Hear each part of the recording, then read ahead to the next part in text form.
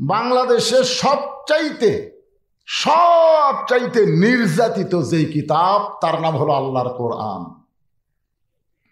আজকে আগডম বাগডম ঘোড়াডমের দাম আছে আছে আছে মাস গেলে 50,000 টাকা বেতন পায় নাই, মানে আজকের কথা বলতেছি। বাংলাদেশে প্রাইমারির দাম আছে কিন্তু হাফেজে মাদ্রাসার দাম নাই। জোরে কোন কথা ঠিক কিনা? অনেক বাপ দেখবেন তার ছোট্ট ছেলেকে, ছোট্ট মাসুম বাচ্চাকে মাদ্রাসার সামনে দিয়ে যায় প্রাইমারি ভর্তি করে দেয়, আছে না নাই? অনেক বাপ কিন্তু আছে, আপনাদের গ্রামেও আছে। এই রায়গা গ্রামে কি প্রাইমারি আছে? আপনারা কোনোদিন কি দেখছেন যে প্রাইমারি হেডমাস্টার খুব টেনশন করতেছে, বেতন নাই বারে মাহফিল দেওয়া লাগবে? এই কথা কোনোদিন কইছে? কারণ মাস গেলি মোসর তাও দেয়, খালি চেক লেখা ব্যাংকে শো করে 50,000 টাকা বেতন পায়।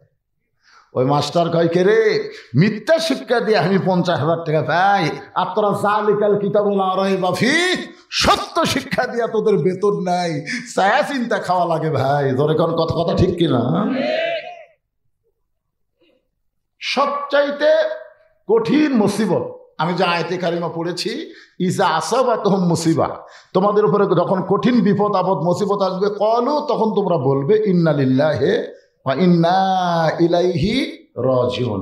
আপনারা বলেন তো এটা কখন পড়েন? ও, আপনাদের কাছে মরাটাই হলো বিপদ নাকি? এইটা কি মরার আয়াত না বিপদের আয়াত? কিন্তু আমরা মানুষ মরলে কেন পড়ি? বলি যে মরাটাই বিপদ বাড়ে। মরা বিপদ না রে, ইমান নিয়ে বাঁচাটাই বড় বিপদ। জোরে কণ্ঠে। আজকে বাংলাদেশে মুসলমান আছে অধিকাংশই ইমান হারা, মুনাফিক হয়ে গেছে। জোরে কোন কথা ঠিক কিনা? মুনাফিক। এখন আসরের নামাজ পড়ে জমির ধান দেখবার গেছে, ধানের সাইজ কিরকম, যা দেখে উপর জমির পানি চলমল করতেছে, নিচে আর জমির পানি নাই। আগে চারিদিকে তাকাছে, কেউ নাই। আস্তে করে বসে আইল কাটে দিস, কাটাই দিয়ে ওই পানি দিয়ে হাত ধুয়ে উপর দিকে তাকায় বলতেছে, চারিদিকে তাকায় বলতেছে আলহামদুলিল্লাহ, কেউ দেখেনি। আপনারা বলেন তো, লোকটা আসরের নামাজ পড়লো কিন্তু লোকটার কি নাই? ইমান নাই। ইমান থাকলে কখনো একলাই 10টা সিল মারবার পারতো না। কালকে সমানে মারতেছে, দরজা জানলা বন্ধ করে দিয়ে, কেউ দেখেনি ভাই, কেউ দেখেনি ভাই। মনের ঘরে তালা দিয়া চাবি নিয়া আসেন সাই, আমিও ধ্বংসাদ্য কি তার হুকুম ছাড়া বাইরে যাই, হুকুম ছাড়া বাইরে যাই। মনরে তোমার দুই কান্দে দুই মোহরি, লেখিতেছেন ডায়েরি, দলিল দেখে রায় দিবে, টাকা পয়সার নাই কারবার। সবাই বলেন আছেন আমার মুক্তার, আছেন আমার ব্যারিস্টার, সেই বিচারের হাইকোর্টেতে তিনি আমায় করবেন পার, আমি পাপী তিনি জামিনদার। যে কোরআন থেকে আপনাদের তাফসির শোনানো হবে ইন্না লিল্লাহর উপরে, এ কোরআন সম্পর্কে 3টা স্বীকারোক্তি দেওয়া লাগবে। কয়টা? 1 নম্বর হলো এই কোরআনে কোনো সন্দেহ, এই কোরআনে কোনো গোজামিল, এই কোরআনে কোনো ধোঁকা। তাহলে এই কোরআনে সন্দেহ নাই, গোজামিল নাই, ধোঁকা নাই, সেই কোরআন বাদ দিয়ে কার আইন মানতেছেন?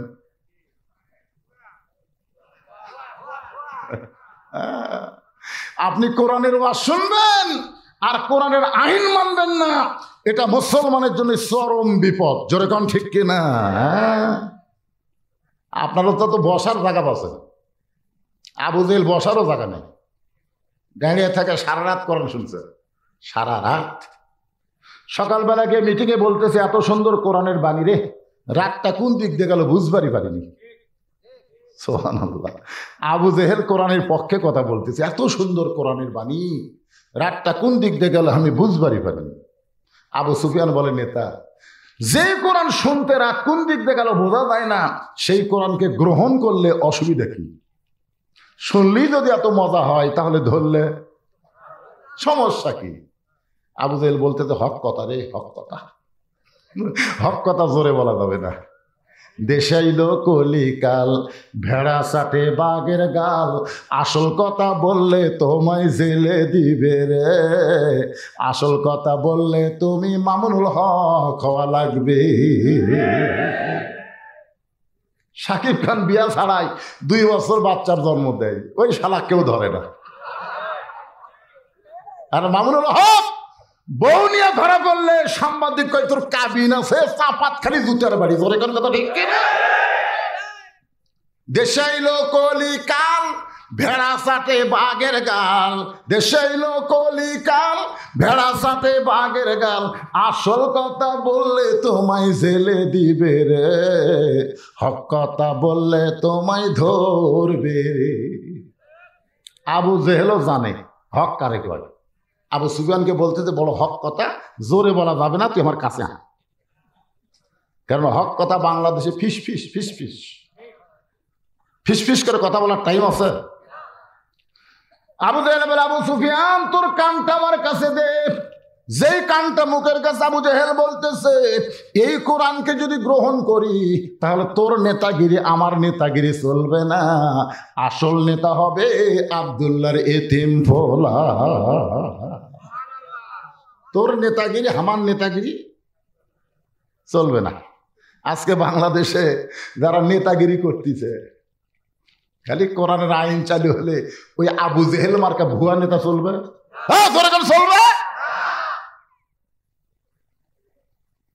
সবচাইতে বড় বিপদ হলো বুড়া মানুষ মসজিদে যায়, যুবকরা যায় না। যখন হবে চামড়া ঢিল, আল্লাহর সাথে দিবে মিল। যখন তাকে চামড়া টাইট, আল্লাহর সাথে করবে ফাইট। সবচাইতে বড় বিপদ হলো নেতার ছেলের মাথার পাগড়ি ওঠে না।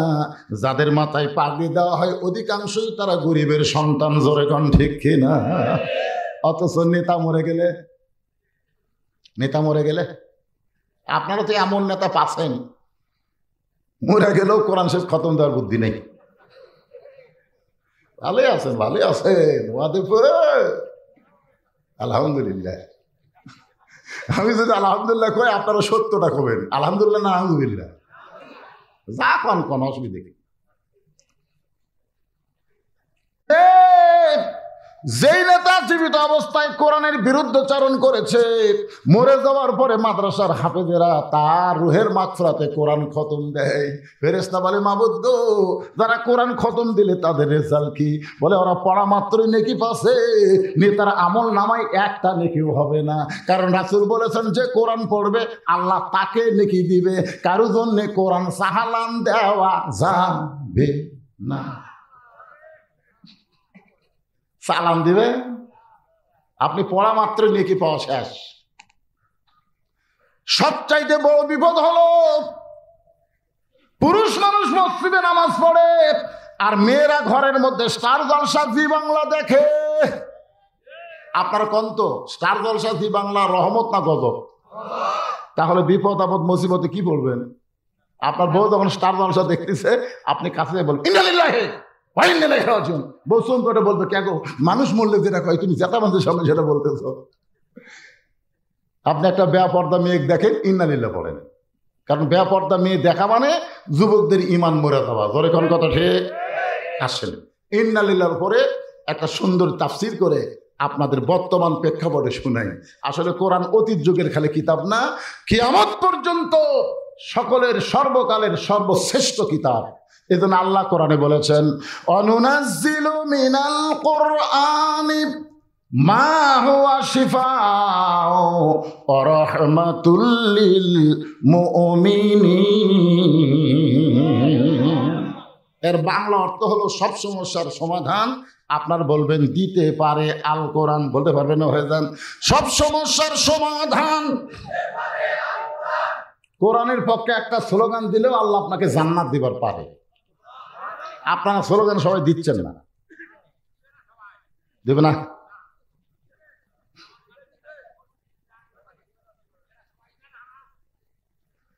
এ ভাই রে, ইমান যদি হারাও হয় স্লোগান দেন তো। কোরআনের পক্ষে স্লোগান দিতে কার কার আপত্তি আছে? হাত তোলেন তো দেখি। না না, আমি কি কইছি আপত্তি বুঝবার পারেননি। গলা খাকারে দেন। সব সমস্যার সমাধান আল কোরআনের আলো। ঘরে ঘরে জেলে হবে না, না সংসদেও না। হ্যাঁ, এইবারে কছে অ্যাঙ্গেলে মার। বর্তমান প্রেক্ষাপটে ডাইরেক্ট মার দেওয়া যাবে না, অ্যাঙ্গেলে মার দেওয়া লাগবে। তোর এখন কথা ঠিক কিনা? অ্যাঙ্গেলে মার হলো সব জায়গায় যা হলো। আপনার বলে সব জায়গার মধ্যে সংসদ আছে না নাই? আল কোরআনের আলো, কোরআন হাদিস যেখানে, দুনিয়ার মুসলমান লিল্লাহে তাকবীর। এখন আসেন ইন্না লিল্লাহর উপর আমরা তাফসীর শুনবো। ইন্না লিল্লাহ মানুষ মরে গেলে কেন পড়ি, আর বিপদে পড়লে কেন পড়ি না? এটা আমাদের জানার অবকাশ আছে না নাই? জানার দরকার আছে না নাই? যে কোরআন থেকে ওয়াজ শুনতেছেন, এই কোরআন যদি বাংলাদেশে চালু হয়ে যায়, হাফিজি মাদ্রাসার জন্য ফকিরের মতন আদায় করা লাগবে না। সমস্ত প্রাইমারি ভাঙ্গা দিয়া হাফিজি মাদ্রাসা কোরআন চালু করে দিবে। জোরে কোন কথা ঠিক কিনা? এখন বলেন প্রাইমারি আলাদা কি এটা চাবে? জোরে গান চাবে। যখন করোনা শুরু হলো তখন সব প্রাইমারি বন্ধ হলো, একটা হাফিজি মাদ্রাসা বন্ধ হয় নাই। এক নেতা প্রধানমন্ত্রীকে বলল, প্রধানমন্ত্রী ও হলো নাস্তিক, ধরে কোন কি, প্রধানমন্ত্রীকে বলতেছে যে বাংলাদেশের প্রাইমারি বন্ধ হয়ে গেল, অথচ হাফিজি মাদ্রাসা বন্ধ হলো না কেন? কারণ প্রাইমারির ছোট বাচ্চা, হাফিজি মাদ্রাসার ছোট বাচ্চা। প্রাইমারি যদি বন্ধ হয়ে যায়, হাফিজি মাদ্রাসা বন্ধ করা লাগবে। প্রধানমন্ত্রী মুচকি মুচকি হাসে। নেতা বলে হাসেন কেন? বলে হাসার কারণ হলো প্রাইমারি না পাক আর হাফিজি মাদ্রাসা হলো পাক। করোনা কোনোদিন পাকের কাছে যাবে না, না পাকরেই করোনা ধরবে। এই কারণে করোনা থেকে বাঁচতে গেলে সরকার নিয়ম করেছিল হাত ধো, ধরে কোন কি ধো। কিন্তু যারা কোরআন পড়ে তারা খালি হাত ধোয় না, লা ইয়ামুসসুহু ইল্লাল মুতাহহারুন। যতক্ষণ পর্যন্ত পবিত্র না হবে ততক্ষণ পর্যন্ত আল্লাহর কোরআনকে স্পর্শ করা যাবে না। আল্লাহর কোরআনকে স্পর্শ করতে গেলে যদি পবিত্র হতে হয়, সেই কোরআনকে যদি বাংলার মানুষ গ্রহণ করে, তাহলে মানুষগুলোর চরিত্র কেমন হবে? চরিত্র কেমন হবে আমি আপনাদেরকে বুঝাই। ফুলের সাথে তুলনা করে কাম হবে? চরিত্রটা কেমন হবে একটু মনোযোগ দিয়ে শোনেন। এই পৃথিবীর সবচাইতে খারাপ মানুষ ছিল হযরত ওমর। সবচাইতে খারাপ মানুষ, কারণ নবীকে হত্যা করার জন্য নাঙ্গা তরবারি, খোলা তরবারি হাতত নিয়েছিলেন।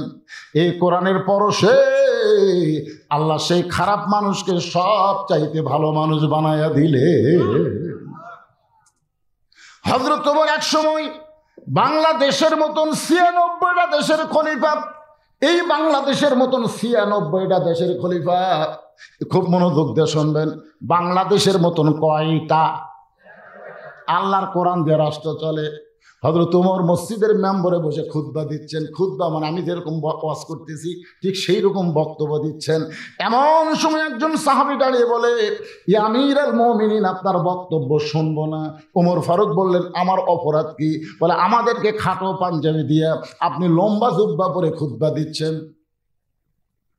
আমাদেরকে খাটো পাঞ্জাবি দিয়ে আপনি লম্বা জুব্বা পরে খুতবা দিবেন। যতক্ষণ জুব্বার কাহিনী না বলবেন ততক্ষণ আপনার খুতবা শুনবো না। আজকে এমপি যদি ভাষণ দিবার চায়, আর একজন যদি বলে আপনি তো ভোটে এমপি হন নাই, আপনার ভাষণ আমরা শুনবো না, সঙ্গে সঙ্গে পুলিশের ধরবে। ধরে কোন কথা ঠিক কি না? কি বুঝতেছেন ভাই? বিয়ে না করেই যদি সন্তানের বাপ হয়, আপনারা কি কর? আর ভোট না পেয়ে যদি নেতা হয়, আপনারা কি কর? যা বলেন বলেন, পরে বলেন, এখন বলার দরকার নেই, খালি বুঝিয়া যান। একটু মনোযোগ দিয়ে শুনবেন। ওমর ফারুকের চোখ দিয়ে দর দর করে পানি পড়তেছে। এমন সময় আব্দুল্লাহ ইবনে ওমর ৬ লক্ষ হাদিসের হাফেজ, ৩০ পারা কোরআনের হাফেজ, জোরে কোন সুবহানাল্লাহ। অর্ধ পৃথিবীর খলিফার সন্তান, ৬ লক্ষ হাদিসের হাফেজ, আবার ৩০ পারা কোরআনের হাফেজ। বাবার পাশে দাঁড়ায় বলতেছে, নবীর সাহাবীরা রে, তোমরা খাটো পাঞ্জাবি হলেও নতুন কাপড় পরে নামাজ পড়তে এসেছো, কিন্তু আমার পরনের দিকে তাকায় দেখো, আমার পরনে কিন্তু নতুন জামা নাই। সাহাবেরা বলেন, আব্দুল্লাহ আজকে জুমার দিনে নতুন জামা না পরে তুমি পুরাতন জামা কেন পরলা? আব্দুল্লাহ বলতেছে, আমি যদি নতুন জামা পরতাম আমার বাবার জুব্বা লম্বা হতো না।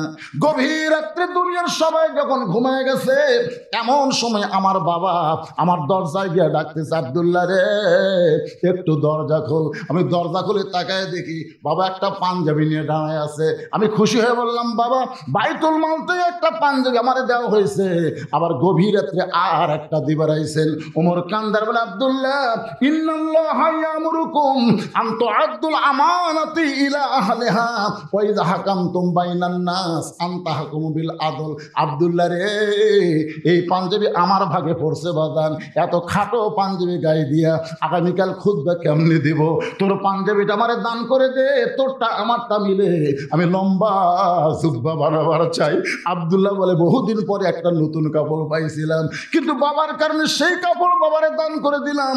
বাবা তারটা আমারটা মিলে একত্র করে লম্বা জুব্বা বানায় আজকে খুতবা দেয়। বলো খুতবা শোনা যায় কি না যায়? সমস্ত সাহাবেরা কান্দে, চোখের পানি মুছে আর বলে, আল্লাহ তোমার কোরআন দিয়ে যখন রাষ্ট্র চলবে এমন ভালো মানুষকে মুসলমান নেতা হিসাবে দেখতে পাবে। কোরআন দিয়ে যদি বাংলাদেশ চলে কেমন নেতা হবে, আর এখন কেমন নেতা পাইছি এটা কার কাছে গিয়ে শুনবেন? আল কোরআনের আলো সব জায়গায় আলো, সব সমস্যার সমাধান দিতে পারে আল কোরআন। আপনার বলেন তো ভালো নেতার গল্প কোরআনে আছে না নাই? এখানে আছে না নাই? একটু মনোযোগ দিয়ে শোনেন। সেই হযরত ওমর আল্লাহর কোরআনকে রাষ্ট্র চালানোর কারণে মানুষের চরিত্রটা কেমন হয়েছে, কোরআন দিয়ে যখন বাংলাদেশ চলবে তখন বাংলাদেশের চিত্রটা কেমন হবে। যুবকেরা আজকে তোমরা নামাজ না পড়াও মুসলমান হয়েছ, বর্তমান প্রধানমন্ত্রী শুধুমাত্র নামাজের জন্য 564টা মডেল মসজিদ বানাচ্ছে। আপনারা বলেন তো মডেল মসজিদ বানানোর কারণ কি? আরো জোরে কোন কি কারণ? নামাজের জন্য এতগুলো মসজিদ বানালো, কিন্তু মসজিদে সুন্দর মসজিদ গো, কিন্তু মুসল্লি নাই। আমার এলাকার কিছু লোক 201 গম্বুজ মসজিদ দেখবার গেছিল, ওইটা টাঙ্গাইলের মধ্যে, টাঙ্গাইলে, হ্যাঁ টাঙ্গাইলে গোপালনগর থানায়। তো দেখে বলতে, হুজুর আপনি দেখছেন? হায় রে, আরে কি রে, 201 গম্বুজ হুজুর। আমি বললাম মসজিদ দেখছি হুজুর। তো কোন সময় গেছিলি? দুপুর বেলা, জোহরের নামাজ। আর শালার মুখত কথা নেই, ওই নামাজ পড়েনি, মসজিদ দেখিছে। তো বর্তমান সরকার যদি নামাজের বিল না পাস করে মসজিদ বানায়, তাহলে যুবকেরা মসজিদ দেখবি কিন্তু ভিতরে ঢুকবি না। এই জন্য আল্লাহ কোরআনে বলেছে, আল্লাযীনা ইন মাক্কান্নাহুম ফিল আরদ, মুসলমানের মধ্যে কাউকে যখন ক্ষমতার চেয়ারে দেওয়া হবে তার 1 নম্বর কাজ হলো 564 মসজিদ বানান। এটা 1 নম্বর কাজ না।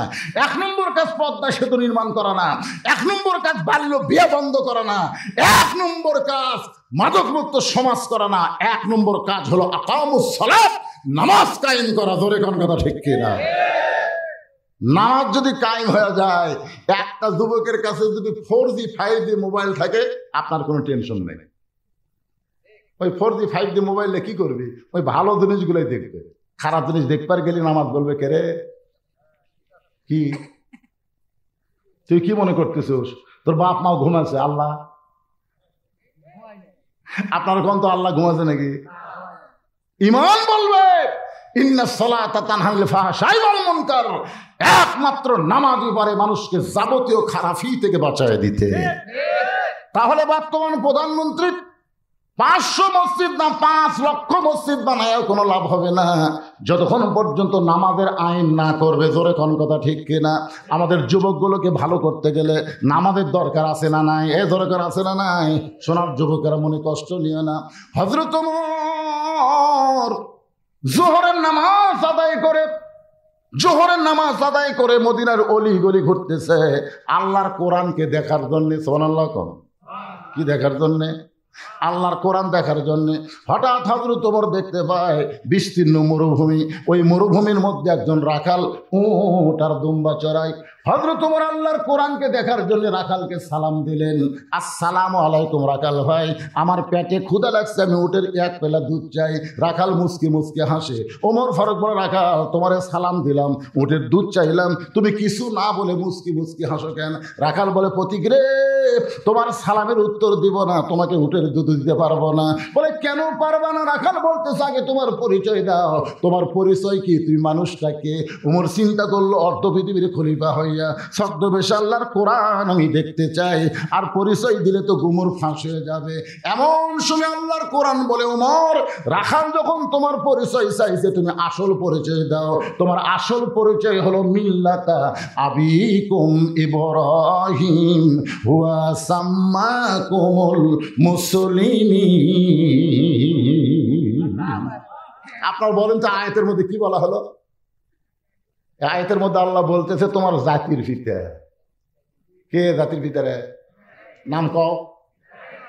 কেউ যদি বলে আমার দুই বাপে জন্ম দিছে, বুঝবেন ওর জন্মে ভেজাল আছে। তিনটা পিতার ব্যাপারে কখনো দুটা করবেন না। কয় পিতা? তিন পিতার ব্যাপারে কখনো দুটা করবেন না। একটা হলো আদি পিতা, একটা হলো জাতির পিতা, একটা হলো জন্ম দেওয়া পিতা। এই তিন পিতার মধ্যে দুই পিতা নাই, সব একটা করে। তাহলে আদি পিতা কয়টা? জাতির পিতা কয়টা? জন্ম দেওয়া পিতা কয়টা? যারা বলতেছে নাকি ভেজাল আছেন নাকি, কথা কর না গাই, কেমন খারাপ করতেছেন? এখানে ফেরেশতা আছে না নাই? জোরগান আছে না নাই? দুই কান্দর দুটো আছে, আবার অসংখ্য ফেরেশতা সামিয়ানের উপর খাড়া হয়ে আসছে। এগুলা সাক্ষী হবে, সাক্ষী। জবান দিয়েছে আল্লাহ। জাতির পিতার ব্যাপারে সন্দেহ করতেছেন? এই জন্য কোরআনে আল্লাহ ডাইরেক্ট বলে দিয়েছেন, তোমাদের জাতির পিতা ইব্রাহিম, তোমাদের নাম দিয়েছে মুসলমান। তাহলে আমাদের নাম কি? আরো জোরে। ওমর ফারুক বলে, রাখাল, আমার পরিচয় যখন শুনবার চাও, আমার পরিচয় হলো আমি একজন মুসলমান। রাখাল মুস্কি মুস্কি হাসে। ওমর ফারুক বলে, হাসো কেন? বলে, হাসার কারণ হলো আসল না নকল? ওমর কই, রাখাল মুসলমান তো মুসলমানই ভাই, এর মধ্যে আসল নকল কি? রাখাল বলতেছে, আসল মুসলমান যারা হবে তারা চাওয়ার ব্যাপারে সতর্ক থাকবে। আসল মুসলমান দরকার হলে ফাঁসির মঞ্চে যাবে, কিন্তু রাষ্ট্রপতির কাছে বাঁচার দরখাস্ত লিখবে। উকিল বলতেছে, খালি একবার দরখাস্ত লেখেন, রাষ্ট্রপতি যদি আপনার ক্ষমা করে দেয়, আপনার ফাঁসির দণ্ড মওকুফ হয়ে যাবে। আসামে খালি মুস্কি মুস্কি হাসে। উকিল কয়, হাসেন কেন? বলে, হাসার কারণ হলো তোমার কথা শুনে। তুমি যে বলতেছো রাষ্ট্রপতি যদি দরখাস্ত মঞ্জুর করে, তার ফাঁসির দণ্ড মওকুফ হবে। আমি তো নিজে দেখেছি জীবনে, 3টা রাষ্ট্রপতি ক্ষমতা থাকতেই মরছে। কয়জন? যারা মরে তাদের কাছে দরখাস্ত লেখা যায় আছে? যাই মরে না তিনি কে? একটা হলো বঙ্গবন্ধু শেখ মুজিবুর রহমান, একটা জিয়াউর রহমান, জিল্লুর রহমান। যারা ক্ষমতা থাকতে মরে যায় তাদের কাছে দরখাস্ত লেখা যায়।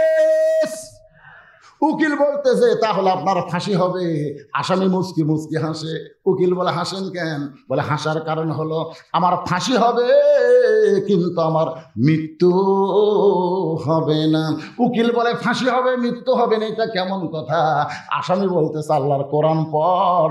আল্লাহ কোরআনে বলতেছেন, ওয়ালা তাকুলু লিমান ইউকতালু ফি সাবিলিল্লাহি আমওয়াতুন বাল আহইয়া ওয়ালাকিন লা তাশউরুন। আল্লাহ রাস্তায় যাদেরকে ফাঁসি দেওয়া হয়, আল্লাহ রাস্তায় ফিলিস্তিন মুসলমানকে হত্যা করা হচ্ছে, জোরে কোন কথা ঠিক কিনা? আল্লাহ রাস্তায় যাদের ফাঁসি দেওয়া হয়, আল্লাহ রাস্তায় যাদেরকে হত্যা করা হয়, তোমরা তাদেরকে মৃত্যু বলো না, আমি আল্লাহ বলতেছি তারা জীবিত। এটা কি আমার কথা না আল্লাহর কথা? জোরে বলেন। তাহলে চাইতে হবে কার কাছে? তুমি দুধ চাইলা কার কাছে?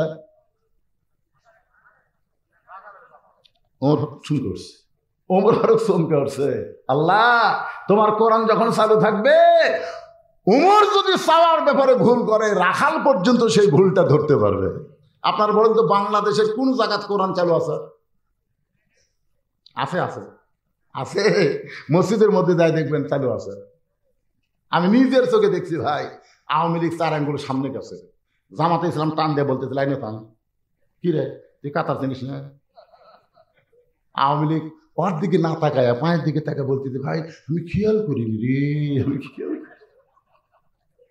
বিএনপি 4 আঙ্গুল পিছনে আছে, জামাতে ইসলাম পিছিয়ে ঠেলতেছে, তুই কাতার চিনিস না, পিছা চাইস কেন? আমি খেয়াল করিনি ভাই, ফেরেশতা আল্লাহ। একটা হলো বর্তমান সরকারি দল, একটা বিরোধী দল, একটা যুদ্ধ অপরাধী, 3 জন কাতার সোজা করতেছে, ব্যাপার কি? আল্লাহ বলতেছে আমার আইনটা চলে এই জন্যে। ওটা খালি মানুষের আইনে চললে 3 জন 3 দল হতো, ধরে কোন কথা ঠিক কিনা? কিন্তু যেখানে আল্লাহর আইন চালু আছে সেখানে কোনো দলাদলি নাই। গরিবের কাছে ধনী, ধনীর কাছে গরিব, ফকিরের কাছে জমিদার, জমিদারের কাছে ফকির, এমনকি এসপির কাছে চৌকিদার, ধরে কোন কথা ঠিক কিনা? এসপির পাও তেলতালা, চৌকিদারের পাও ফাটা। চৌকিদার আস্তে আস্তে এসপির পায়ের সাথে পাও লাগাচ্ছে, এসপির পাও বিলেটের মতন ধার, বোঝেন না? পাও ফাটা গেলে যে স্বামীর পাও ফাটে, ওই স্বামী যদি বইয়ের কাছে রাত্রে ঘুমায়, একবার যদি ঘুমের ঘরে বইয়ের পায়ের উপর পাও যায়, বউ ঘুমোতে গোটাকে মহারণা মাপ দিলাম, তুমি লেখ পাল্টাও, ধরে কোন কথা ঠিক কিনা?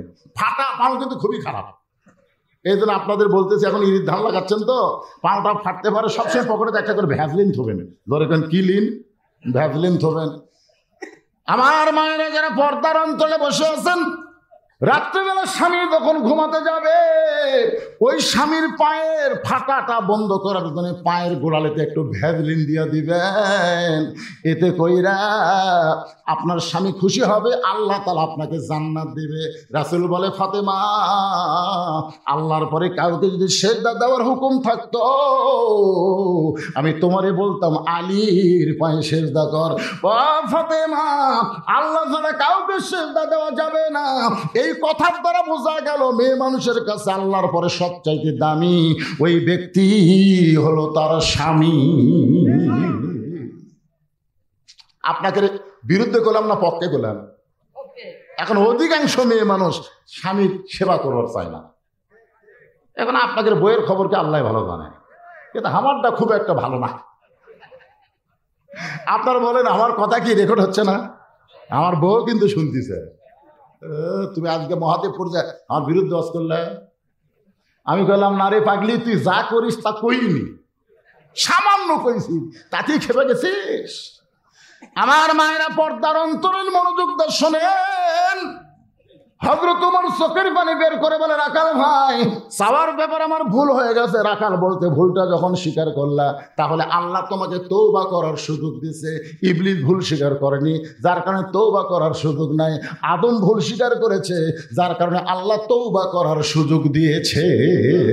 আমরা যত পাপই করি না কেন, মাগরিব এশার নামাজ পড়ি নাই, এখন যদি ভুল স্বীকার করে বলে আল্লাহ ফজর থেকে আর নামাজ বাদ দেব না, আল্লাহ বলে, বান্দারে, ভুলটা স্বীকার করে ফজর থেকে যখন নামাজ ধরবার নিয়ত করলি, তুই যত নামাজ পড়িস নাই, আমি সমস্ত না পড়ার নামাজের পাপ মাফ করে দিলাম।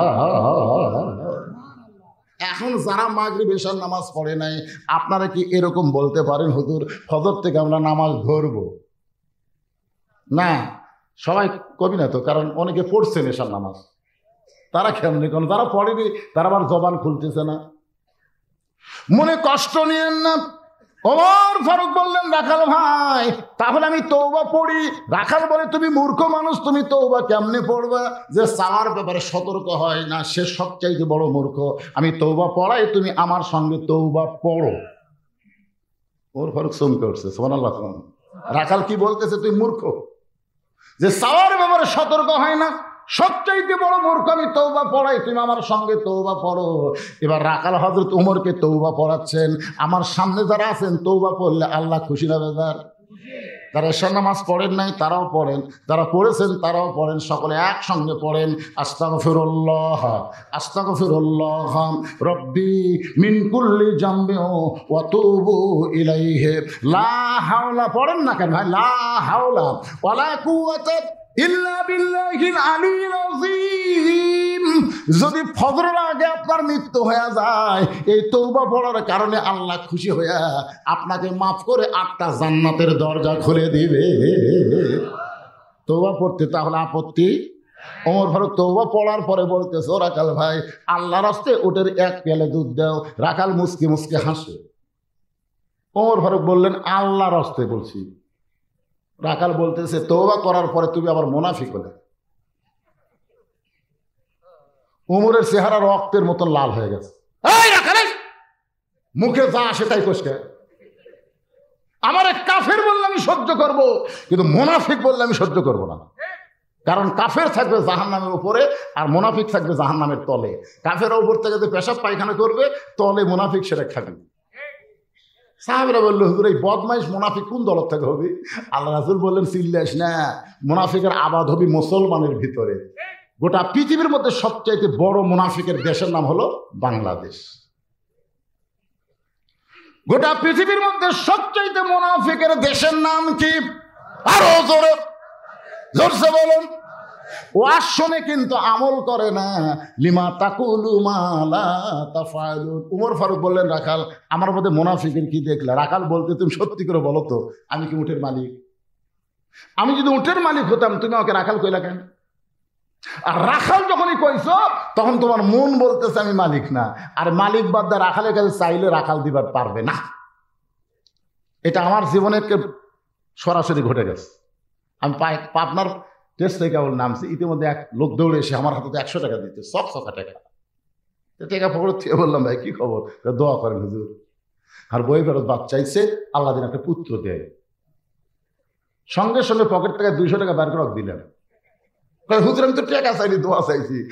পাগলা, আমি 3 মেয়ের বাপ, আমি নিজেই 3 মেয়ের বাপ রে। আমার দোয়া দিয়ে যদি পুত্র সন্তান হয়, তাহলে আল্লাহ আমাকে দিত। তুই কি মনে করছিস যে পরপর 3টা মেয়ে হলো আমি দোয়া করিনি? তখন কয়, হুজুর তাহলে আপনি টাকা আপনি নেন, আমার নামাক দেন। আর যে 100 টাকা দিয়েছি মারতেছে দৌড়েন। কোথায় যাবি? বলে, হুজুরের কাছে যাবো, তার বেটা চাওয়াল আছে। আমি বললাম, কোনো হুজুরের কাছে না, কোনো পীরের কাছে না, কোনো বাবার কাছে না। পাইতে যদি চাও সরাসরি কার কাছে চাও? আরো জোরে বলেন। রাখাল বলে, পথিক, সত্যি যদি উটের এক পেয়ালা দুধ চাও আল্লাহর হস্তে, তাহলে এখান থেকে 10 মাইল দূরে মালিকের বাড়ি। ওই মালিকের বাড়ির দরজা দিয়ে বলো, মালিক, তোমার রাখাল উট আর দুম্বা চড়াই, তুমি মালিক যদি হুকুম দাও, তাহলে রাখাল আল্লাহর হস্তে উটের এক পেয়ালা দুধ দিবে। ওমর ফারুক মুসকি মুসকি হাসার বলে, রাখাল ভাই, অত দূর মালিকের বাড়ি যাওয়ার দরকার নাই, বরং তোমাকে 2টা টাকা দিলাম, এই 2টা টাকার বিনিময়ে তুমি উটের এক পেয়ালা দুধ দাও। রাখাল বলে, পথিক রে, তুমি কি হযরত উমরকে চিনো? তুমি কি হযরত উমরকে চিনো? যদি উমরকে চিনতা, তাহলে এরকম বেসাইদা কথা বলতা না। উমরের গুপ্ত বাহিনী যদি দূর থেকে দেখ পারবাই, মালিক বাদ দেয়া তোমাকে 2 টাকার বিনিময়ে ওটার এক পেয়ালা দুধ দিলাম, তাহলে তোমাকেও ধরবে, আমাকেও ধরবে। পথিক, এই বুড়া বয়সে তুমি ধরা পড়বার চাও? ওমর ফারুক বলে, রাখাল ভাই, আসলে উমরের গুপ্ত বাহিনীর কথা তো আমার মনে নাই। তাহলে চলো আমরা পাহাড়ের গুহার মধ্যে যাই, ওই গুহার মধ্যে গিয়া তোমাকে গোপনে 2 টাকা দিব, আর তুমি গোপনে ওটের এক পেয়ালা দুধ দিবে। তাহলে উমরের গুপ্ত বাহিনীও ধরতে পারবে না, তোমার মালিকও জানতে পারবে না। রাখাল চিল্লায় বলে, ভণ্ড, তুমি ভণ্ড, তুমি ভণ্ড। ওমর ফারুক বলে, রাখাল, আমার মধ্যে ভণ্ডামির কি দেখলা? রাখাল বলে, পথিক রে, উমরের গুপ্ত বাহিনী দেখতে পায় না, আমার মালিক জানতে পায় না, কিন্তু গোপনে দেওয়া না করলে রাখালের আল্লাহ সবকিছু দেখতে পায়। লিল্লাহে তাকবীর। কেউ না দেখলে কে দেখে? আরো জোরে। খালি এই বিশ্বাস যদি আমাদের অন্তরে থাকতো, আমরা একলাই কোনোদিন 20টা সিল মারবার পারতাম? বাংলাদেশের ভোটের নিয়মকে জানেন? এক বাপের জন্ম নেওয়া সন্তান কয়টা ভোট দিবে? তো একলাই যে 10টা দিলে কয় বাপের? কথা কয় না। যারা দিয়েছেন তারা বুঝবার পারতেছেন। একটু মনোযোগ দেন। ওমর ফারুক মারছে দৌড়, এক দৌড়ে পাহাড়ের পাদদেশে গিয়া 2 রাকাত নামাজ পড়ে বলতেছে, আল্লাহ, তোমার কোরআন এত সুন্দর, তোমার কোরআন যখন দুনিয়াতে চালু থাকবে, তখন কেউ না দেখলেও আল্লাহ দেখতে পাবে। এই বিশ্বাস মুসলমানের কলিজায় আসবে। সুবহানাল্লাহ কর না কেন? কেউ না দেখলেও কে দেখবে? ওমর ফারুক কাঁদতেছে কার কাছে? রাখাল পিছনে যায়, কয় কান্দে লাভ নেই, কান্দে কোনো লাভ নাই, যতই কান্দ উঠে দুধ দিবার পারলাম না। ওমর ফারুক বলে, রাখাল ভাই, উটের দুধের কোনো দরকার নেই, বরং তোমার কাছে জানতে চাই, তুমি না দেখা আল্লাহকে কলিজার মধ্যে জায়গা দিয়ে আল্লাহর কোরআন অনুযায়ী চলতেছো, এর বিনিময়ে তোমার চাহিদা কি? আপনারা যে যা বলেন, যে যাই মনে করেন, এই গানটা আমার সাথে না করলে আপনারা ওয়াজ বুঝবেন না। গানটা গাবো? তাহলে আমার সঙ্গে সকলে বলেন, আল্লামা সাইদি তুমি মরনি, শহীদ হয়েছ আমরা এটাই জানি। সবাই বলেন, আল্লামা সাইদি তুমি মরনি। রাষ্ট্র চালানোর কারণে আমার মতন রাখাল না দেখা আল্লাহকে কলিজার জায়গা দিবার পারছি, সেই মহামানব নবীকে খালি একটা বার যদি দেখতে পারতাম ভাই, আমার দুনিয়ার চাহিদা আল্লাহ পুরো করতো। আমার 2 নম্বর চাহিদা, আমি রাখাল যখন মরে যাব, মরার পরে আল্লাহ যেন জান্নাত দেয়। সঙ্গে সঙ্গে ওমর ফারুক রাখালের হাতটা আমার দিকে তাকানি, ধরি 3 বার চুমা খাচ্ছে। রাখাল কয়, পাগল নাকি, আমার ঘামা হাতে চুমা খেলে? ওমর ফারুক বলে, রাখাল তোমার 2 নম্বর চাহিদা আল্লাহ পুরো করছে, মরার সঙ্গে সঙ্গে আল্লাহ তোমাকে জান্নাত দিয়ে দিবে। আপনারা সুবহানাল্লাহ করলেন, কিন্তু রাখাল সুবহানাল্লাহ কয় না। ওমর ফারুক সুবহানাল্লাহ কও, রাখাল কয় না। বাকি কথা ভালোই করে, মরে গেলে জান্নাত পাবো, এই বাকি কথা ঠিকই করলে, কিন্তু হযরত উমরকে এক নজর দেখবার পাবো, এই কথা বলতে তোমার কোন জায়গাত বাজা? একটা হলো নগদ, একটা হলো বাকি। আপনারা যে দানগুলা করলেন, এগুলা কি নগদ? না না, সেটা না। রেজাল্ট যেটা পাচ্ছেন, পুরস্কার যেটা পাচ্ছেন, ইনাম সাহেব যেটা বলেছেন, সেটা কি নগদ না বাকি? টাকা দিল 10, ব্যস্ত ফসা ফস, টাকা দিল 20, ব্যস্ত দিয়ে 20। বাকি আমরা ওয়াজ করতেছি ভাই, রাখাল কই মরে গেলে জান্নাত পাবো, এই বাকি কথা ভালোই কও, কিন্তু হযরত উমরকে এক নজর দেখতে পাবো, এই কথা বলতে তোমার কোন জায়গা বাজায়? ওমর ফারুক চিন্তায় পড়ে গেলেন, যে রাখাল আমাকে তওবা পড়াইছে, যে রাখাল আমাকে মুনাফিক কইছে, যে রাখাল আমাকে ভণ্ড কইছে, এখন যদি বলি আমি ওমর, বলাও সারা, রাখাল হাত ফেল করে মরাও সারা। না, যদি হজমকে আমি উমর এ কথা বললি মরা যাবে। কি ধরনে তওবা পড়াছে? ধরে কারণ কি পড়াছে? আমার কথা কি বুঝতে পারতেছে না ভাই? কি পড়াছে? মুনাফিক কইছে, ভণ্ড কইছে। ওমর ফারুক চিন্তায় পড়ে গেলেন, আমি যে উমর, এইটা রাখালকে কেমনে বলবো?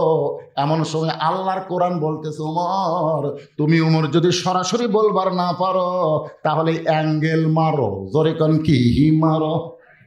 আমি যখন তেজে আসি, তখন আল্লাহ আমাকে বলে, মাওলানা বর্তমানে রব্বানা আতিনা ফিদ দুনিয়া হাসিনা ওয়া ফিল আখিরাতি হাসিনার সময় তুই কিন্তু ডাইরেক্ট ওয়াজ করবার পারবি না, তোকে অ্যাঙ্গেলে মার দেওয়া লাগবে। ধরে কোন কথা ঠিক কি না? এক মাওলানা ভয়ের ঠেলায় দোয়া করতে, রব্বানা আতিনা ফিদ দুনিয়া হাসিনা ওয়া ফিল আখিরাতি হাসিনা। হাসানার জায়গা হাসিনা কথা ভয়ে। আল্লাহ কোরআনে বলতেছেন, উদউ, শোনেন, অ্যাঙ্গেলে মার কাক কয়, উদউ ইলা সাবিলি রাব্বিকা বিল হিকমাহ মাউইযাতিল লিল হাসানা। জোরে কোন সুবহানাল্লাহ। রাখাল উমর ফারুকের দিকে তাকায় আছে। উমর ফারুক যদি বলে এটাই উমর, তাহলে রাখাল হাত ফেল করবে। উমর ফারুক অ্যাঙ্গেলে বলতেছে, রাখাল ভাই, উমরকে যদি দেখবার চাও, এইভাবে উমরকে যদি দেখবার চাও, তাহলে ফজরের নামাজ সামনে কাতারে আদায় করো। ফজর যদি সামনে কাতারে আদায় করো, যেই মানুষটা ইমামতি করতেছে, ওই মানুষটি হলেন হযরত ওমর। আল্লাহর কোরআন দিয়ে যখন রাষ্ট্র চলবে, তখন মডেল মসজিদের ইমামতি কে করবি? আপনাকে মহাদেবপুর মডেল মসজিদ আছে না নাই? হয় না এখনো? হচ্ছে তো। ও বদল কাছে হয়েছে। এখন চিন্তা করেন, আল্লাহর কোরআন দিয়ে যখন বাংলাদেশ চলবে, প্রত্যেকটা মডেল মসজিদের ইমামতি করা লাগবে উপজেলা চেয়ারম্যানকে। ধরে কোন কি চেয়ারম্যান? সামনে উপজেলা নির্বাচন আছে না নাই? নির্বাচনে যখন ভোট চাবে, তখন আপনি বলবেন আপনি কোন মসজিদের ইমাম? আমি তো নামাজ তো আমরা ভোট দিবা।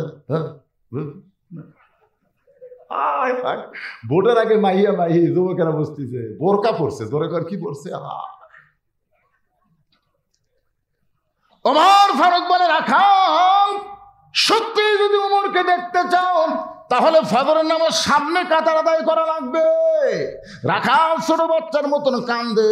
ওমর ফারুক বলে, রাখাল এতক্ষণ হাসলে এখন আবার কান্দো কেন? বলে, কান্দার কারণ হলো বারান্দায় নামাজ পড়ি, মসজিদের ভিতরে ঢোকার সাহস পাই না। মসজিদের মধ্যে দামি দামি সাহাবি, ওই দামি দামি সাহাবির মধ্যে আমি রাখাল কেমনে যাই? এদিন আমি বারান্দাত নামাজ পড়ি ভাই। ওমর ফারুক বলে, রাখাল রে, মসজিদের মধ্যে দামি আর তুমি কম দামি, এই বুঝটা তোমারে দিল কে? মসজিদের মধ্যে দামি তুমি কম দামি, এইটা তোমারে বুঝাইলো কে? আল্লাহর কোরআনের আইন হলো ইন্না আকরামাকুম ইনদাল্লাহি আতকাকুম। ওই ব্যক্তি সবচাইতে দামি হয় যার কলিজার ভিতরে আল্লাহর বেশি ভয়। আপনারা কি মনে করতেছেন আমি সিয়ারত বসে ওয়াজ করতেছি আমি দামি? আমার মতন বহু বক্তার অবস্থা খারাপ। বর্তমানে হিসাব করে দেখলাম বাংলাদেশের অধিকাংশ বক্তারাই জাহান্নামী হবে। আমি হিসাব করে দিচ্ছি। কি বুঝতেছেন? আমি চিন্তা করলাম কে রে, ওয়াজ দিয়ে জান্নাত যাওয়া যাবে? বারবার আমার ভিতর থেকে বলতেছে নোট এলাও, নোট এলাও। আমি চিন্তা করলাম আমার যে 3টা মেয়ের বাপ হচ্ছে, আমি রে 3 মেয়ের বাপ হলে জান্নাত যাওয়া যাবে? তখন বলতেছে ভালো জায়গা দিয়ে দেওয়া লাগবে। এখন তো হিসাব করে, হুজুর তোর দাওয়াই গুলা কি ঠিক আছে? আমার ইমান বলতেছে নট এলাউ। আমি চিন্তা করলাম জান্নাতে কিভাবে যায়? তখন আপনারা যে ওয়াজ করে টাকা দেন, সেই টাকা দিয়ে যারা আমার দাওয়াত দিয়েছে নিজের চোখে দেখে আসছে আমি 200 শতক জায়গার উপরে। কয় শতক? 200 শতক। আবার সেদিন কিনলাম 35 শতক। এই 235 শতক জায়গার উপরে মসজিদ, মাদ্রাসা, ইয়াতিমখানা নির্মাণ করছি। আপনারা যে টাকা দেন না সেই টাকা দিয়ে, পৃথিবীর কারো কাছ থেকে 1 টাকা দান সদকা নেওয়া হয়নি।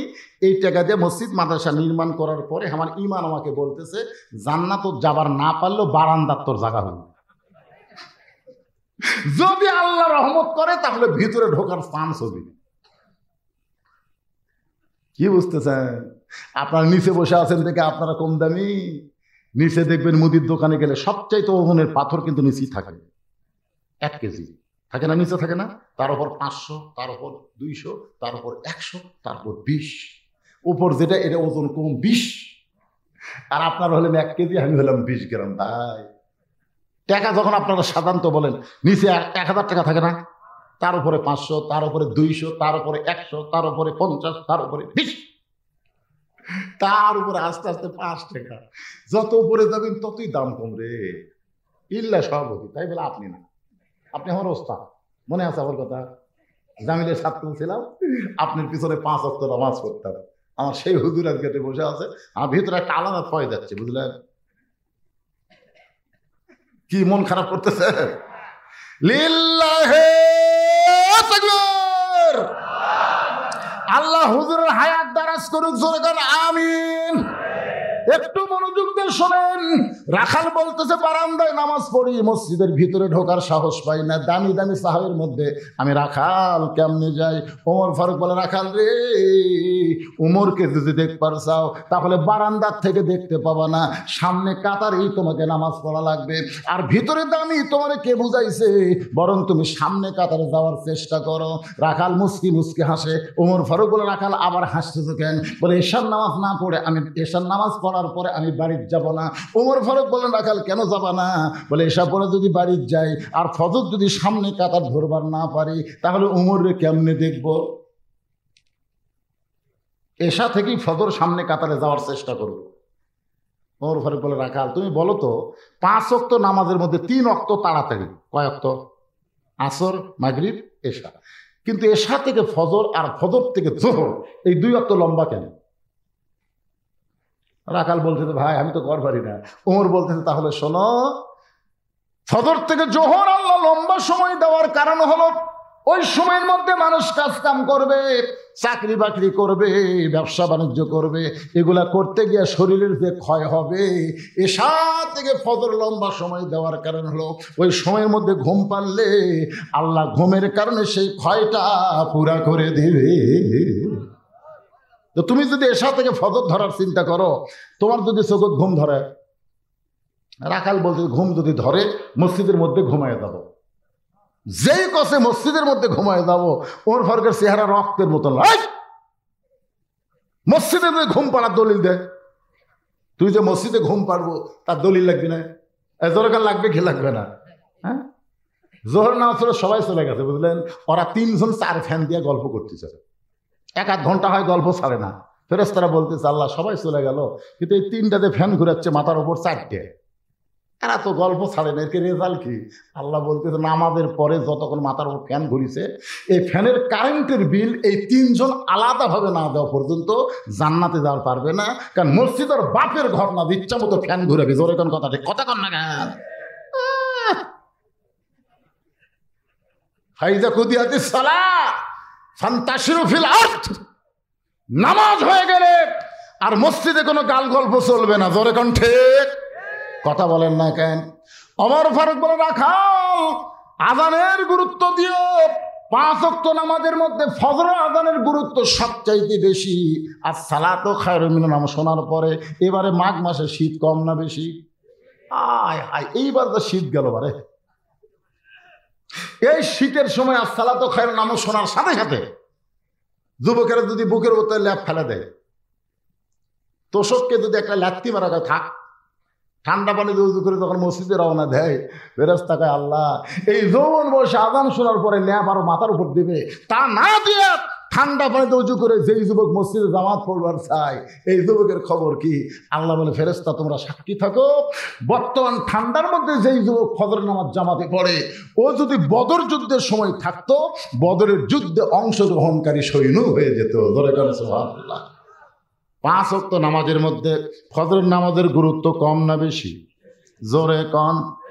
কেউ যদি ফজর নামাজ জামাতে আদায় না করে, ও বাড়িতে পড়লেও মুনাফিক হইয়া যাবে।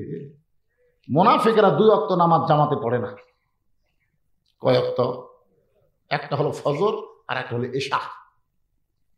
যারাই নামাজ পড়ে কিন্তু জামাতে পড়ে না, কয় ওয়াক্ত? এ কথা কন না কেন ভাইরে, কথা কন না কেন? আপনাকে মসজিদের মুয়াজ্জিন থাকে করে দেখেন, আপনার বাড়িতে 45 বছর একটা গাভী আছে, চোখ বন্ধ করে দেখেন, গাভীর বয়স হলো 45, আর একটা আড়িয়া আছে, আড়িয়ার বয়স হলো 22। আপনার বাড়িতে একটা বকনা আছে, বকনার বয়স হলো 17। আপনার করছেন হুজুর এই গাভীকে, আড়িয়াকে, বকনাকে, গাভী হলো আপনার বউ, আড়িয়া হলো আপনার বেটা, আর বকনা হলো আপনার মেয়ে। আপনি বলেন তো ভাই, এই 3টার উপরে রাখালি করার দায়িত্ব আছে না নাই? কতক্ষণ আছে না নাই? আল্লাহ কেন বললেন কু আনফুসাকুম ওয়া আহলিকুম নার? জাহান্নামের আগুন থেকে বাঁচতে গেলে একলা বাঁচলে হবে না, তোমার আহাল পরিবারকে বাঁচার লাগবে। আপনার আগে রাত 3টা পর্যন্ত আর্জেন্টিনার খেলা দেখে, আর সালাতু খায়রুমের নাম শোনার সাথে সাথে ল্যাপের মধ্যে ঢুকে যায়, এরকম বেটা আছে না নাই? আপনি মসজিদে আসার সময় জানলাতে তাকায় দেখেন, কে রে, পাও নাই মাথাও নাই, আর বেটা গেল কোথা? 3টা পর্যন্ত খেলা দেখছে, হই হই করছে, মেসি মেসি মেসি মেসি জিকির করছে, আর আজান সময় কুটি গেল। মানে আজান শুনবি না দেখে ল্যাপ মাথার উপর দিচ্ছে, পাও বার হয়ে দেখে টাইনে বুকের কাছে তোছে। বাপ আস্তে আস্তে ঘরের মধ্যে গেছে, যে কেবল কম্বল টান দিছে, টান দিয়ে বলছে আহ আহ আহ। বেটা লাভ দুটো বলতেছে আব্বা আহ আহ করতেছেন কেন? বলে ল্যাপের মধ্যে তোর সাইজ আর সাইড থেকে কুত্তের সাইজ একই সাইজ। তুই আমার বেটা হয়ে আজান শোনার মধ্যে, আজান শোনার পরে ল্যাপের মধ্যে ঘুম পাড়বি, আর আমি মসজিদের যেমন সেই বাপ আমি না রে, ওঠ ওঠ। আল্লাহ নবী বলেছেন 7 বছর থেকে তালিম দেওয়া লাগে। কয় বছর? আর 10 বছর থেকে জোর করে ধর, ল্যাপ গরম করতেছ না, আমাদের আজান দিতে হুঁশ পাইস না, ওঠ। জোর করে মসজিদে নিয়ে গেছে, উজু কর, শয়তান উজু কর, শুনুন পর দূরে শুনুন, আমার কাছে বাপের কাছে বেটা নিয়ে কাতার সোজা করতেছে। ফেরেশতাকে আল্লাহ বাপ বেটার রেজাল্ট কি? আল্লাহ বলতেছে 2 জনই জান্নাতি। ধরে খান আপনি 17 বছরের বকনা, আপনার মেয়ের দিকে আপনি তাকায় দেখেন তো, ওইকে ফাতেমা না পরিমণি? এই রাইকার লোকের আপনি বলেন, আপনার মেয়ের দিকে আপনি তাকায় দেখেন তো, ওইকে ফাতেমা হচ্ছে না পরিমণি হচ্ছে? বাবা হিসাবে আপনার দেখার দরকার আছে না নাই? দরকার আছে না নাই? ফাতেমাকে। ও মায়েরা বোনেরা শোনেন, গভীর রাত্রে হযরত আলীকে বুকের মধ্যে নিয়ে কাঁদতেছে। আলী বলে, ফাতেমা কান্দার কারণ? বলে, আল্লাহ আমার দোয়া কবুল করছে। আলী বলে, বিবি রে, আল্লাহ দোয়া কবুল করলে কেউ কান্দে নাকি? ফাতেমা বলে, স্বামী কি দোয়া কবুল করছে আপনি কি শুনবেন না? আলী বলে, ফাতেমা কি দোয়া বলো? বলে, আল্লাহ তাআলা আমার পর্দাকে কবুল করেছে, রাতের অন্ধকারে পর্দার মধ্যে আমার মৃত্যু হবে। আলী বলে, ফাতেমা রে, যে সারা জীবন পর্দা করে চললো, পর্দার মধ্যেই আল্লাহ তার মৃত্যু দিবে, এখানে আশ্চর্য হওয়ার কি আছে? ফাতেমা বলে, স্বামী গো, সেই মৃত্যুটা কবে হবে আপনি কি শুনবেন না? আলী বলে, ফাতেমা মৃত্যুর কথা কেউ বলতে পারে না। ফাতেমা বলে, স্বামী গো, আল্লাহ পাক আমাকে জানাইছে আজকে গভীর রাত্রে ফাতেমার মৃত্যু হবে। গাছের গোড়া কাটলে গাছটা যেমন ঠাস করে পড়ে যায়, হযরত আলী তেমনি পড়ে গেলেন ঘরের মাঝায়। মা ফাতেমা মুস্কি মুস্কি হাসে, স্বামীর মাথাটা উরাতের উপরে নিয়ে কপালে একটা চুমা খায়। ওগো স্বামী, এমন করে আপনি পড়লেন কেন? আপনি কি জানেন না এই দুনিয়া থাকার জায়গা না, আসলে যাইতে হবে? আপনার যারা আমার সামনে বসে আর শুনতেছেন, বলেন তো দুনিয়া কি থাকার জায়গা? তাহলে সবাই আমার সঙ্গে বলেন, আসলে যাইতে হবে। আমি চলে যাব, যাওয়ার পরে আমার 3টা চাওয়া আপনাকে পুরা করা লাগবে। আলী কান্দের বলে, ফাতেমা দুনিয়াতে গরিব ছিলাম বলে তুমি কিছুই চাইলা না, মরার পরে তুমি কি চাইবা ফাতেমা? বলে, 1 নম্বর চাওয়া হলো রাতের অন্ধকারেই আমাকে কবর দেওয়া লাগবে। 2 নম্বর চাওয়া হলো আমার জানাজার কোনো ব্যবস্থা করবেন না। 3 নম্বর চাওয়া হলো আমার লাশটা খাটনিতে তুলবেন না, কারণ খাটনি কান্দে নেওয়া আর 4 জন মানুষ আমার নাই। আমার দেহের ওজন দুনিয়ার কোনো মানুষ বুঝুক, এইটা ফাতেমা কোনোদিন কল্পনা করেনি। আপনি শুধু আমারে কান্দে করে নিয়ে জান্নাতুল বাকির পূর্ব কোণায় সবুজ রঙের একটা বাতি জ্বলবে, ওই বাতি বরাবর আমাকে দাফন করবেন। আলী কান্দে করে নিয়ে জান্নাতুল বাকির পূর্ব কোণায় ফাতেমারে দাফন করার পরে আল্লাহর কাছে বলতেছে, আল্লাহ আমার ফাতেমাকে তুমি কবুল করে নাও। দোয়া করার পরে তাকায় দেখে সামনে কয়েকটা পুরাতন কবর দেখা যায়। এইমাত্র ফাতেমার কবর দিল, সেই নতুন কবর গেল কোন জায়গায়? পুরাতনের মধ্যে নতুন খোঁজে, কিন্তু আলী আর ফাতেমার কবর পায় না। খুঁজতে খুঁজতে কান্দার বলে, আল্লাহ আমার ফাতেমার কবর কোন জায়গায়? আমি নিজের হাতে দাফন করলাম, সেই কবর আর কেন চোখে পড়ে না?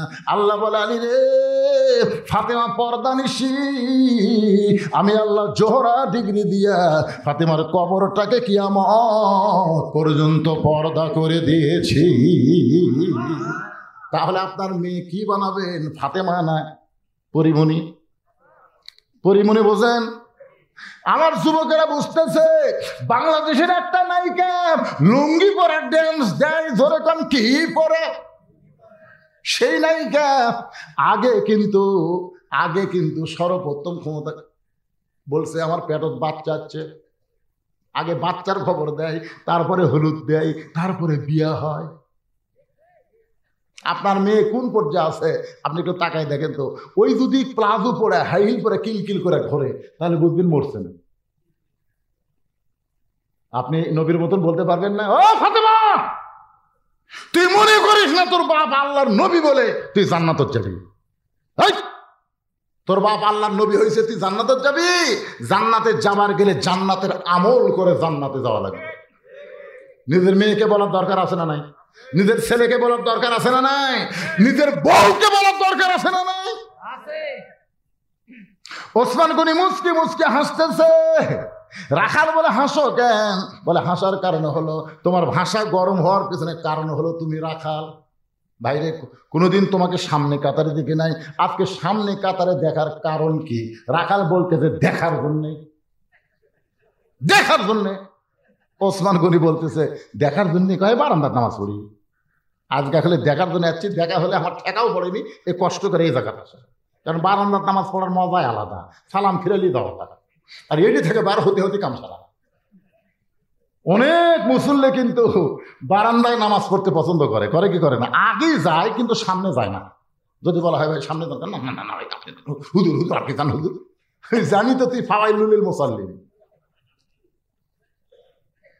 রাখাল বলতে আজকে দেখা হলেই চলে যাব, আর কোনোদিন সামনে কাদের আসবো না। ওসমান গনি ছোট বাচ্চার মতন কান্দে, রাখাল বলে আপনার কান্দার কারণ কি? বলে কয়েক বছর হলে সামনে কাতারে নামাজ পড়তেছি ভাই, এখন পর্যন্ত দেখতে পাইলাম না, আর তুমি আজগাই এসে আজগাই দেখবা। এইটা শোনার পরে আমার চোখ দিয়ে দরদর করে পানি পড়তেছে। রাখাল বলে কান্দিস না রে, কান্দিস না, তোর চোখের পাওয়ার কম, এই কারণে তুই দেখতে পাস না। আমার হাতটা ধর, আমি দেখবো এবং তোমাকেও দেখায় দিব। রাখাল দেখতে চায় হযরত উমরকে, আর ওসমান দেখতে চায় নামাজের মালিক আল্লাহকে। গানটা যারা পারেন তারা পড়েন, আর না পারলে খেলে আমারটা শোনেন। হাদিসে আছে বিস্তারিত, হুজুরি কলব ব্যতীত করছেন কালেও নামাজ তোর হবে না। তবে কেন গাও জুয়ারি, মানুষকে দেখাও নামাজ পড়ি, ও তোমার সিদ্ধ বীজে সুফসল ফলবে না। আজও কেন আল্লাহর নামাজ ধরতে পারলা না? আনতা আবুদুল্লাহ কান্নাকা তারাহু ফাইল্লাম তাকুন তারাহু ফাইন্নাহু ইয়ারাকা। ওসমান গনি রাখালের হাতটা খপ করে ধরছে, সুবহানাল্লাহ, ধরে বলতে আল্লাহ রে, নিজের যোগ্যতায় পারিনি আল্লাহ, আজকে একটা পাসি, এ নিজেও দেখবে আমাকেও দেখায় দিবে। আল্লাহর কোরআন বলে ওসমান, ইয়া আইয়ুহাল্লাযীনা আমানু তাকুল্লাহা ওয়া কুনু মা'আস সাদিকিন। সবাই আল্লাহু আকবার। এখানে আল্লাহ কি বলতেছে? যে আমাকে বিশ্বাস স্থাপন করেছো, আল্লাহর ভয় যদি কলিজার মধ্যে রাখতে চাও, ওয়াকুনু মা'আস সাদিকিন, একটা সত্যবাদী তোমরা সাথী হও। আপনার বলেন তো বাংলাদেশের জমিনে সত্যবাদী কারা? বর্তমানে হক কথা বলার অপরাধে যারা জেলের ভিতরে আছে এরাই হলো সত্যবাদী। তোর এখন কথা ঠিক কি না? আমার মতন ফ্যাসটা বক্তা কিন্তু সরকার ধরবি না, জানে ডাইরেক্ট কিছুই কয় না, ইয়াঙ্গেল এমার দেয় ধরার দরকার নেই, কিন্তু তারা ডাইরেক্ট মারে। এইগুলা বেড়া থোসা তাহলে সত্যবাদী মামুনুল হকের যদি সঙ্গী হবার চান, তাহলে বেড়া থাকলে হবেই না ভিতরে ঢোকা লাগবে? কেউ ঢুকবার চাই না। আমরা মনে করছিলাম ছোটবেলায় সাইদি হুজুর জেলের থুলে জেলের তালা ভাঙ্গা নিয়ে আসবি। মামুনুল হক যখন গরম গরম বক্তব্য দিত, প্রত্যেকটা মাদ্রাসার তাল বেলেন যে গরম হতো, মনে করছিলাম ধরলে জেলের তালা ভাঙবি। ও রে বাবা রে, আমার এলাকায় এক লোক ভোটের আগে কবরের মধ্যে ঢুকে আছে, মানে পুলিশের ভয়ে, ধরে এখন কারো ভয়ে। ওটি খেয়াল খুল পাটা কম্বল টম্বল পাইয়া ওই ল্যাব কাপড় দিয়ে কয়, পুলিশ রে যতই ঘর এই জায়গা। ওই প্রত্যেক দিন সন্ধ্যা হলে ওটি না শোতে পুলিশ বাড়ির খুঁজা মাইনা মৌকাই স্বামী কোন জায়গাত আছে, 3 বার পুলিশ আলো। ঢাক আল্লাহ আজরাইলকে কসে যা তো পুলিশের পোশাক পরে যা। তা আজরাইল পুলিশের পোশাক পরে এসে বলতে, কে রে 800 টাকা, কে রে ভাই এই জায়গার তো খোঁজকে দিল। ভাই রে আমি পুলিশ না রে, আমি আজরাইল।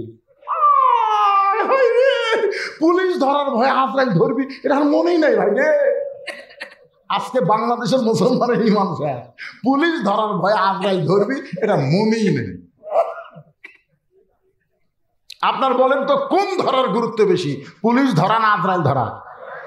আমাদের সবাইকে পুলিশ না ধরলেও আমাদেরকে আজরাইল ধরবেই। ধরে কোন ঠিক? আল্লাহ কোরআনে বলেন কোনো টেনশন নাই, ইয়া আইয়ুহাল্লাযীনা আমানু তাকুল্লাহা হাক্কা তুকাতিহি ওয়া লা তামুতুন্না ইল্লা ওয়া আনতুম মুসলিমুন। আপনার কি বিরক্ত হচ্ছে? তাহলে কোরআন শরীফ তেলাওয়াতের পরে আল্লাহু আকবার আস্তে জোরে জবান খুলে বলবেন। ওসমান গনি রাখালের হাতটা ধরে বসে আছে। কিছুক্ষণ পরে নামাজের যখন সময় হয়ে গেল জামাতের, এমন সময় মুয়াজ্জিন আকামত শুরু করেছে। আপনারা বলেন তো মুয়াজ্জিন যখন আকামত দেয়, আকামত দেওয়ার পরে আর বসে থাকা যাবে? কিন্তু কতকগুলা মুসল্লি চেয়ার নিয়ে গেছে, এরা কিন্তু খাড়া হয় না। আমি দেখলাম সব মুসল্লিটা আছে, কিন্তু চেয়ার আলারা ওঠে না। তাই আমি চেয়ার আলা বললাম, ভাই ওঠেন ওঠেন ভাই। না হুজুর আমার মাজা ঠিক নাই। তো তোর মাজা ঠিক নাই, তুই 10 কেজি ব্যাগ লিয়া পত্নীতলা ঘুরিস। তোর মাজা ঠিক নাই, তুই হাঁটা হাঁটা মসজিদে আসিস। তুই ভ্যানের টাকা বেশি দিবি না দেখে তুই 2 কিলো রাস্তা হাঁটলু। আর মসজিদ দেশে তুই বসলু, তার মানে নামাজের ভিতরে বাহিরে যে কয়টা ফরজ, তার মধ্যে একটা ফরজ হলো দাঁড়িয়ে নামাজ পড়া। ধরে কোন কথা ঠিক? কিন্তু কতগুলো আছে দাঁড়ায় না। সমস্ত সাহাবীরা যখন দাঁড়ায় গেছে, এমন সময় রাখাল তাকায় দেখে মেম্বরের ভিতরে ওই পথিক এসে দাঁড়াইছে। রাখাল চিন্তায় পড়ে গেল, উমরকে দেখার জন্য আইছি। ধরে কান কাকে দেখার জন্য? কিন্তু উমরের জায়গায় পথিককে দেখেই যেই মাত্র রাখাল বলছে কত কামাতি, মুয়াজ্জিন বলেছে কত কামাতি সালা, কত কামাতি সালা, সঙ্গে সঙ্গে রাখাল আল্লাহু আকবার। ওসমান গনি এতক্ষণ রাখালের হাত ধরেছিল, হাত ছাড়া দিছে। হাত ছাড়ে দিয়ে বলতে, কে রে ভাই, ইমাম সাহেব ভুল করলে মানুষ লোকমা দেয়, এখন আকামতই শেষ হয়নি, আজকে আল্লাহ আকবার লোকমা দিলি। রাখাল ছিলাম, এই জন্যই তো তুই কানা, তুই দেখতে পাস না, এই জন্যই তো তুই দেখতে পাস না। ওসমান গনিকে যখন কানা কানা বলতেছে, দ্বিতীয় কাতারে একজন সাহাবী দৌড়ে এসে রাখালে হাতটা ধরে হ্যাঁচকা টান দেয়, বলে পাগল রে, তোর সামনে দেখি আমার সন্দেহ হয়েছে, যারে তুই কানা কানা বলে তিরস্কার করতেছিস, এই মহামানবকে তুই চিনিস? যারা তুই কানা কানা বললে তিরস্কার করলি, এতক্ষণ তোর হাতটা ধরে যেই মহামানব ছিল, এই মহামানব রে তুই চিনিস? রাখাল বলে, আমি বারান্দাত নামাজ পড়ি, আমি ভিতরের কাউরে চিনি না ভাই। সাহাবী কান্দের, হলে পাগল রে, যেই মহান ব্যক্তি তোর হাতটা ধরেছিল, ওই মানুষটা হলো আল্লাহর নবীর ডবল জামাই ওসমান গনি। যে বলছে নবীর ডবল জামাই কি গনি? ওসমান গনি। রাখালের চোখ দর দর করে পানি পড়তেছে, এই জন্যই বারান্দায় নামাজ পড়ি, এই জন্য ভিতরে ঢোকার সাহস পাই না। কিন্তু ওই পথিক আমার সর্বনাশ করছে। এভাবে আঙ্গুল তুলে ওমর ফারুকের দিকে দেখায় বলে, ওই পথিক আমার সর্বনাশ করছে। ওই পথিক আমারে কইছে, ওমরকে যদি দেখবার চাও তাহলে সামনে কাতারে নামাজ পড়বা, মেহরাবের দিকে লক্ষ্য করে দেখবা যে এই মানুষটা ইমামতি করতেছে, ওই মানুষটি হলেন হযরত ওমর। ওই পথিক আমার সর্বনাশ করছে রে, ওমরকে দেখার জন্য বারান্দা থেকে আমি সামনে কাতারে। এখন বলো, সামনে কাতারে এসে দেখি ওই মেহেরের মধ্যে প্রতিক্রিয়া দেখা যায়। এখন তোমরাই বলো, লোকমা দেওয়া ছাড়া তোমার কোনো উপায় নেই। হাজার হাজার সাহাবীরা কাঁদতেছে, সবাই যখন কান্দে রাখাল চিল্লায় বলে, আল্লাহ, বারান্দায় নামাজ পড়া ভালো, এই ভিতরে কেন কান্দা কান্দি শুরু হয়ে গেল? ওসমান বলে, রাখাল ভাই, ভিতরে কান্দার কারণ হলো তুমি যারে পথিক পথিক বলতেছো, তিনি হলেন হযরত ওমর। গাছের গোড়া কাটলে গাছটা যেমন ঠাস করে পড়ে যায়, রাখাল তেমনি পড়ে গেলেন মেহরাবের ভিতর। কাটা মুরগির মতন ছটফট করে বলে, আমিরুল মুমিনিন, আমি আপনাকে তওবা পড়াইছি, আমি আপনারে মুনাফিক কইছি, আমি আপনাকে ভণ্ড কইছি। এত কথা বলার পিছনে এই অধম রাখালকে আপনি কিছুই বলেননি। আমি আপনারে তওবা পড়াইছি, জোরে কান, কি পড়াইছি? আমি আপনারে মুনাফিক কইছি, ভণ্ড কইছি, অদম রাখালকে আপনি কিছুই বলেন নাই। মসজিদের ভিতরে সাহাবীরা সবাই চিল্লাছে, কে রে, কারে তওবা পড়াইছে, কারে মুনাফিক কইছে, কারে ভণ্ড কইছে? যে মহামানব রাস্তাতে গেলে শয়তান 40 দিন যায় না, আর তার সামনে এই বেটা পাগলের প্রলাপ বকতেছে। কে রে, কোন দিকটা ঢুকলো রে, কেমনে ঢুকলো রে? ওমর ফারুক দেখলেন সমস্ত সাহাবী যে হারে খেপে গেছে। ওমর ফারুক সঙ্গে সঙ্গে আল্লাহর কোরআন থেকে তেলাওয়াত করলেন, আতিউল্লাহ ওয়া আতিউর রাসূল ওয়া উলিল আমরি মিনকুম। আল্লাহর আনুগত্য করো, নবীর তরিকা মোতাবেক চলো। আমি যদি তোমাদের আমির হই, আমাকে কি তোমরা মানো? সমস্ত সাহাবী বলতেছে, 100 বার মানি। তাহলে চিল্লা চিল্লি করো না। আমারে তওবা পড়াইছে, আমারে মুনাফিক কইছে, আমারে ভণ্ড কইছে, অবশ্যই এর বিচার হবে, অবশ্যই বিচার হবে। তবে আমার আইন দেওয়া হবে না, আমার আল্লাহর কোরআনের আইন দেওয়া হবে। সুবহানাল্লাহ খান। আপনারা বলেন তো, বাংলাদেশের আইন আর আল্লাহর আইন দুটাকে সমান?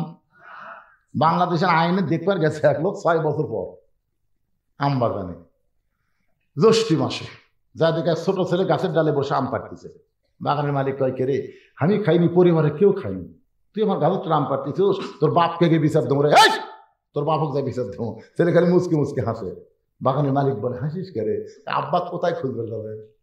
আব্বাও আর কাছে ছুটছে। বাগানের মালিক তাকে থেকে দেখে ওর বাপ খালি আম পরে বস্তা ভরায়, গাছের নিচে বসে বলে, আল্লাহ বিচার দেবো কার কাছে রে? বেটাও চোর, বাপও চোর। আজকে আমাদের বাংলাদেশে কোনো বিচার আছে? সব সবাই চোর। ভালো মানুষের গুলো দেড় খারাপ ঢুকেছে, আর খারাপ গুলো সব দাবি দিয়ে যা।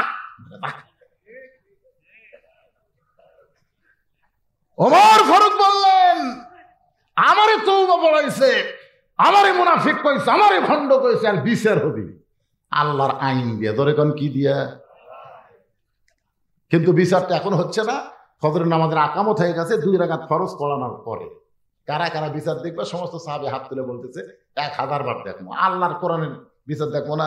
আপনার যারা আমার সামনে বসে আছেন, ফজরের 2 রাকাত নামাজ পড়ানোর পরে কোরআন থেকে একটা বিচার দেখে যান। কারা কারা দেখবেন? 2 হাত তুলে আমার আল্লাহকে একটু দেখান।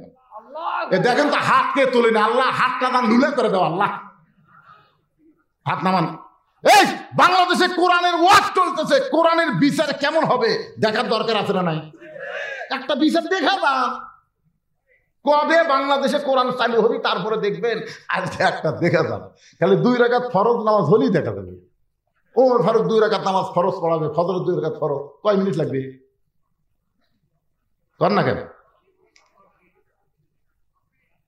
ওই থেকে একজন 5 মিনিট, এটি একজন 4 মিনিট, পিছন থেকে একজন 5 মিনিট। আচ্ছা আপনারা বলেন তো, সবাই এক সমান না করে এক একজন এক রকম করেন কেন?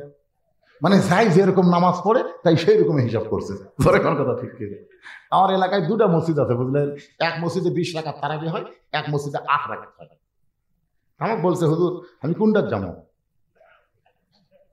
আমি কইলাম 20 রাকাত যা। 20 রাকাতের একটা সমস্যা আছে। বলে কি সমস্যা? হাঁটুর মালু ঘুরে যায়। মানে এত ফোর্সে মারে, সূরা ফাতিহা এত জোরে পড়ে, 2 কান্দে 2 ফেরেশতা বুঝবারই পারে না, খালি কলম খাড়া করে থাকে। মানে এত জোরে সূরা ফাতিহা যায়, ফেরেশতা কলম তুলে থাকে। আল্লাহ কই কলম দিয়ে লেখ। কই কি লেখবো আল্লাহ? কি করলো আমরা তো বুঝতে পারলাম না। নামাজ 20 রাকাতই পড়ায়, সব মিলে 30 মিনিট লাগে। আর ওই মসজিদে 8 রাকাত তারাবি 1/4 ঘন্টা লাগে। হুজুর এত সুন্দর করে সূরা ফাতিহা পড়ে ফেরেশতারা লিখতে পারে। এখন কোনটা আমি কোনটার যাবো? তুই যে মুফতি হচ্ছু ভাই, তোর উপর ফতোয়া দেওয়ার ক্ষমতা আমার নেই।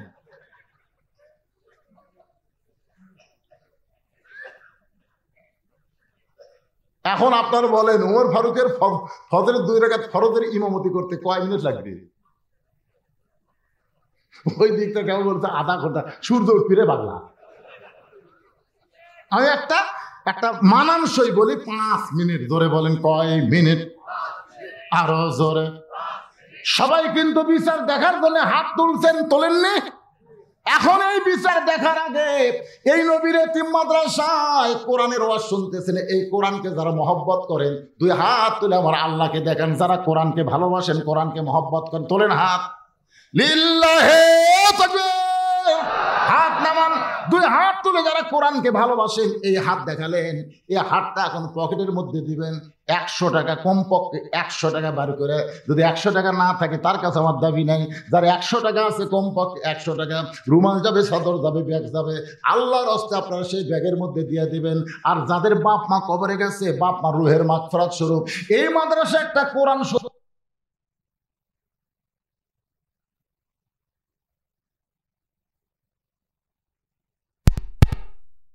20টা হয়ে গেল।